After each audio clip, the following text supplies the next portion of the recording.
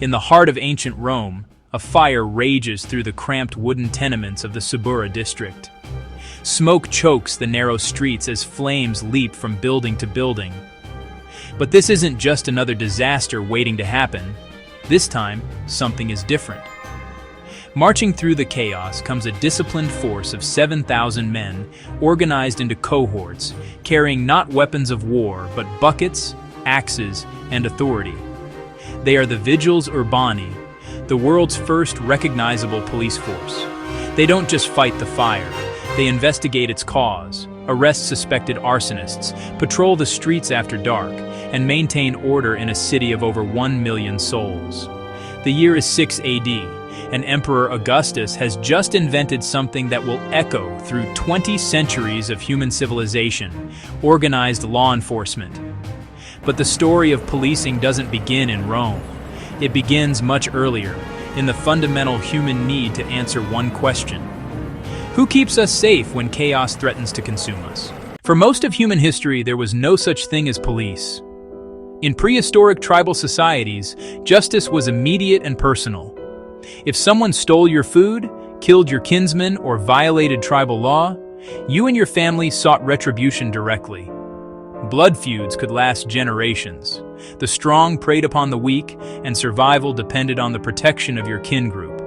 There was no appeals process, no investigation, no neutral arbiter. Justice was whatever force could impose it. As humans began forming the first civilizations in Mesopotamia, Egypt, and the Indus Valley, this system became untenable. Cities brought together thousands of strangers who shared no family bonds, no tribal loyalty, no reason to trust one another. The old ways of justice threatened to tear these new urban centers apart. Something had to change. Around 3000 BC, the Sumerian city-states developed one of humanity's first alternatives: appointed officials who would enforce the king's law. In the Epic of Gilgamesh, the ancient Mesopotamian text, we find references to gatekeepers who controlled access to cities and officials who investigated crimes. But these weren't police as we understand them. They were extensions of royal power, enforcers of the ruler's will, not protectors of public safety. Ancient Egypt had the Medjay, originally a nomadic people who became elite paramilitary police serving the pharaohs. They guarded royal tombs, protected trade caravans, and hunted down criminals fleeing into the desert. But again, their primary loyalty was to the throne, not to the people. In ancient China, the magistrate system combined judicial and executive functions, with local officials responsible for investigating crimes and maintaining order. Each magistrate had constables and runners who carried out arrests and enforced decrees. Yet none of these systems created what we would recognize as a police force. They were too dependent on the whims of rulers, too focused on protecting the elite, too reactive rather than preventive. The conceptual breakthrough, the idea that maintaining public order and safety could be a dedicated, organized, professional function of government, still lay centuries in the future. By the 1st century BC, Rome faced a crisis. The Republic was collapsing into civil war, and the city itself was descending into chaos. Rome had grown into the largest city the world had ever seen, with over 1 million inhabitants crammed into an urban space never designed for such density. The streets were dangerous, especially after dark. Gangs controlled entire neighborhoods. Fires regularly devastated whole districts. Crime was rampant. The traditional Roman system of law enforcement, which relied on private citizens to bring criminal prosecutions and on slave-owning families to police their own property, had completely broken down. When Augustus finally emerged victorious from the civil wars and established the Roman Empire, he understood that maintaining his new regime required more than military conquest. It required social stability. It required order in the streets. Between 27 BC and 6 AD, Augustus systematically created the world's first comprehensive urban policing system. First came the cohorts urbani, 3 cohorts of 1,500 men each, acting as a police force for the city's daytime hours. They maintained order, responded to disturbances, and provided visible security. But Augustus's masterstroke came in 6 AD with the creation of the Vigiles Urbani, the Night Watch. The Vigiles were revolutionary. 7 cohorts of 1,000 men each, divided into centuries, permanently stationed in barracks throughout Rome's 14 districts. Each cohort was responsible for 2 districts, with substations ensuring rapid response times. They patrolled the streets from dusk to dawn. They fought fires, enforced building codes, investigated arson, arrested thieves and murderers, broke up illegal gatherings, and maintained public order. They were professional, paid, trained, hierarchically organized, and accountable to imperial authority. For the first time in history, a city had a dedicated organization whose primary purpose was not fighting external enemies, not enforcing a ruler's personal whims, but maintaining internal public safety and order. The Vigiles weren't perfect. They were still instruments of imperial power. They could be brutal, and they primarily protected property and public order, rather than individual rights. But they established a template: organized forces, divided into districts, patrolling regularly, responding to emergencies, investigating crimes, and maintaining order as their primary function. When Rome fell, so did its systems of organized law enforcement. Medieval Europe descended into what we might call the Great Regression of policing. The sophisticated urban systems of the Roman Empire dissolved into something far more primitive: the Frank Pledge system. In Anglo-Saxon England, every male over 12 years old was required to join a tithing, a group of 10 men who were collectively responsible for each other's behavior. If one member committed a crime, all 10 could be punished. 10 tithings formed 100, and the hundreds formed shires, each supervised by a shire reeve, the origin of our word sheriff. This was community self-policing enforced by collective punishment and mutual suspicion. When a crime occurred, victims or witnesses would raise a hue and cry, literally shouting to alert everyone within earshot. Every able-bodied man was legally obligated to drop what they were doing and join the pursuit of the criminal. Failure to respond to the hue and cry was itself a crime. This wasn't policing. This was organized chaos. The Night Watch system emerged in medieval towns. Citizens were required to take turns patrolling the streets after the curfew bell rang. These weren't trained professionals. They were bakers, blacksmiths, and merchants forced to spend their nights walking dark streets, poorly armed, often drunk, frequently sleeping on duty. They were objects of mockery.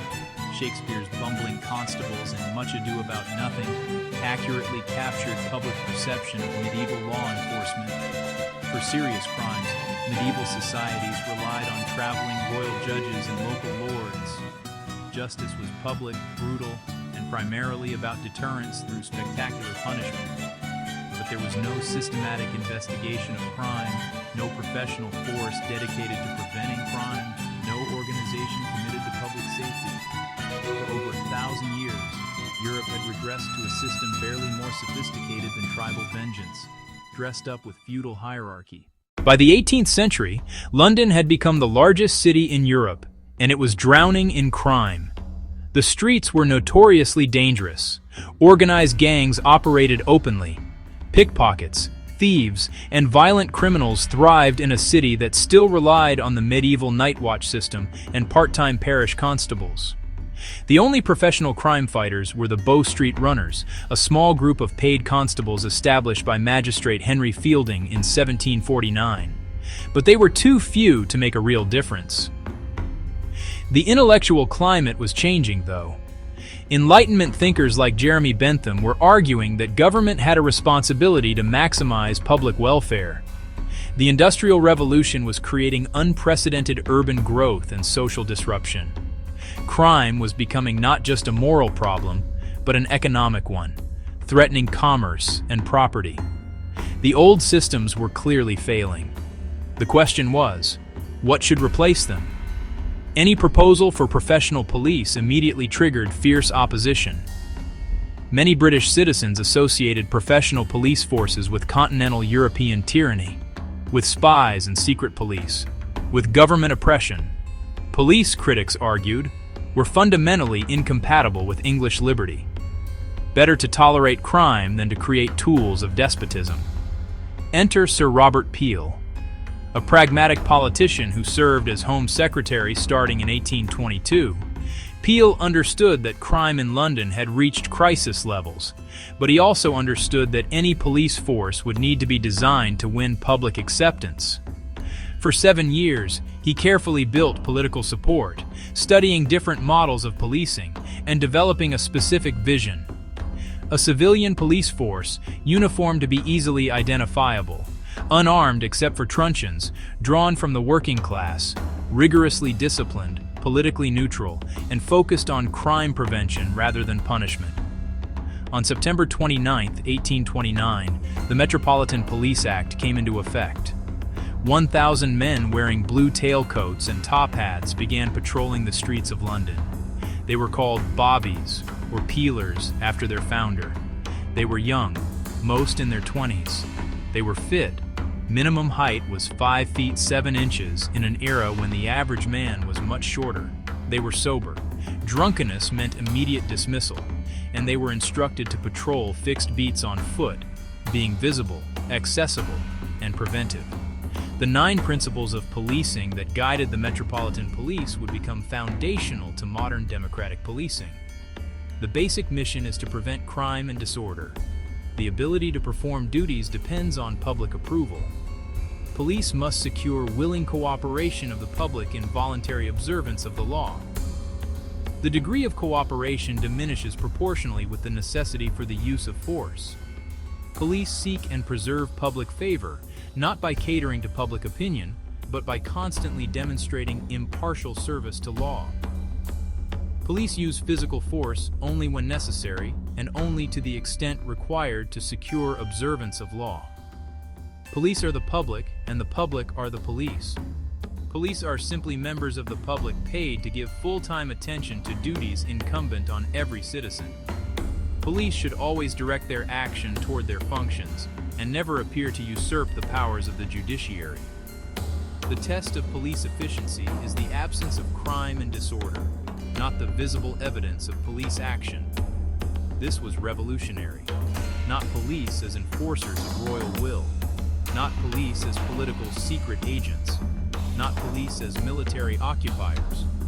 But police as professional civilians drawn from the community, answerable to law, focused on prevention, and succeeding only if they maintained public support. It was a new philosophy of law enforcement, and it would transform the world. The London model spread rapidly, though never without modification and controversy. In 1838, Boston established America's first formal police department. New York followed in 1845, and Philadelphia in 1854.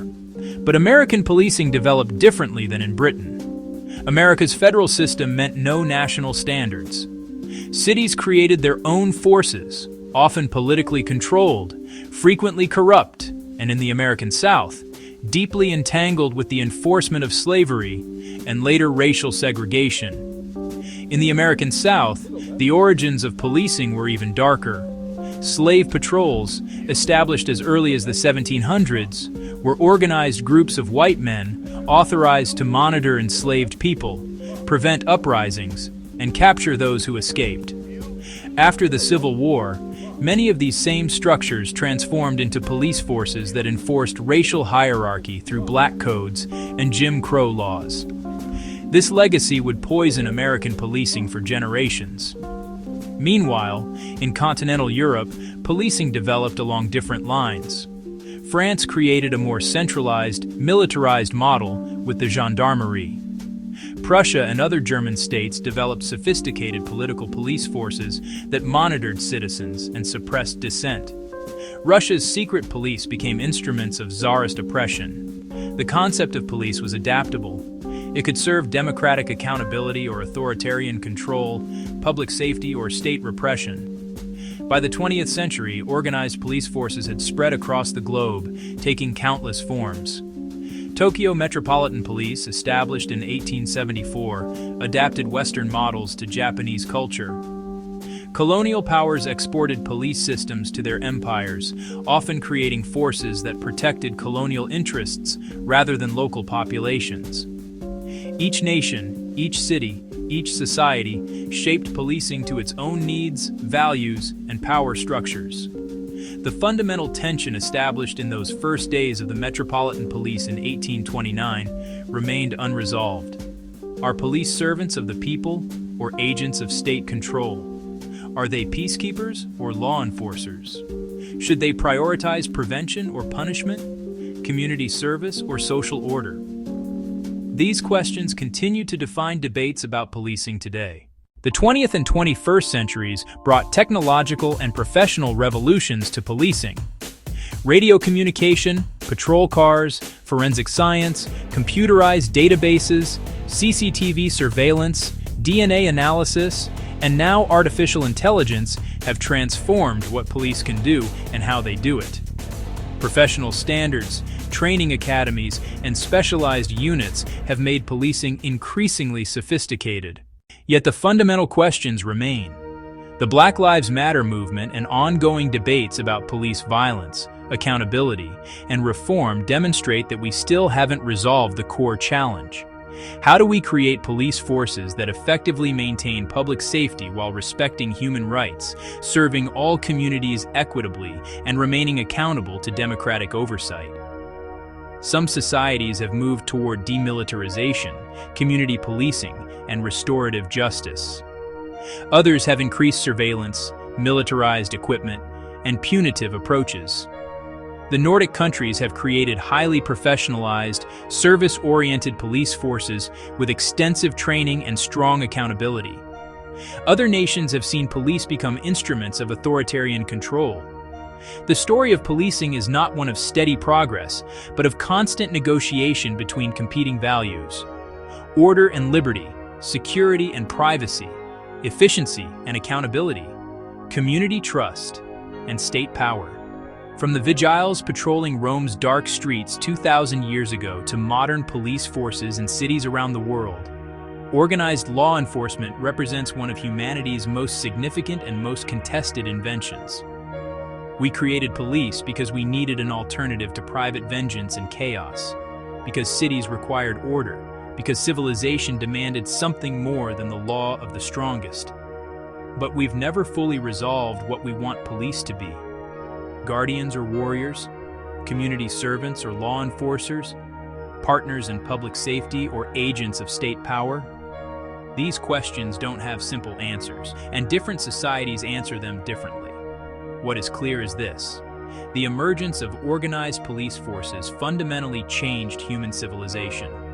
For better and worse, for richer and poorer, in freedom and in oppression, police have become a defining feature of modern society. Understanding where they came from helps us understand what they've become and what we might want them to be. The story of police is not over. It's still being written, in every interaction on every street corner, in every policy decision and public debate. We are still negotiating the same fundamental question that faced Augustus in ancient Rome and Robert Peel in 19th century London. Who keeps us safe, and to whom are they accountable? If this journey through history fascinated you, help others discover these stories by sharing this video. Subscribe to the Fascinating Origins of Things and hit the like button to support our deep dives into the surprising origins of the world around us. What topic should we explore next? Let us know in the comments below. Until next time, keep questioning where things come from.